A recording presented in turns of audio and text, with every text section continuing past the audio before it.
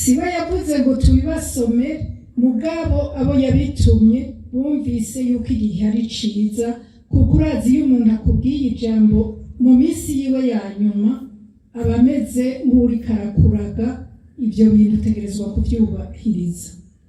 Rero userukira kominote yavuye ngaha yaciye avuga ati ico cifuzo ugisome uko Patiri Amando yakimbariye kugira ndamugamburukire, kuko biri mu majambo ya nyuma yiwe yambariye.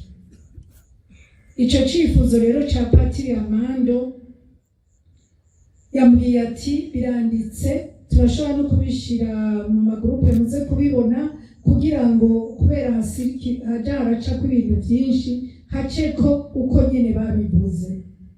Patiri Amando kana yari afise icifuzo c'inkoramutima kuri we.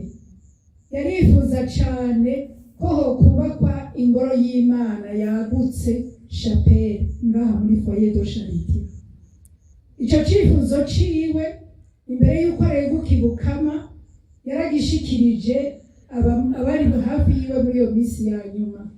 Yabasavye yuko ku munsi wo kumushingura batomushirako amashurwe, ahubwo abifuza gushirako amashurwe bozana mw'ibahasha ayo mashurwe, bakayashira mw'ibahasha kugira ngo ubwo buryo buzokoreshwe mu kubaka iyo ngoro y'Imana nk'uko yavyifuje.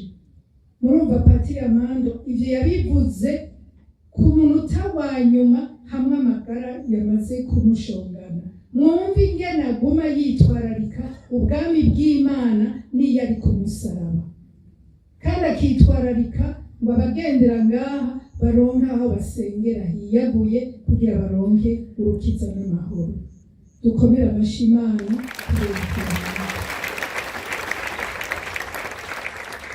kugira ngo rero muravyumvise, abazovyifuza bazoheza bashikira abo muri foyer, bazobereka ingene babigira.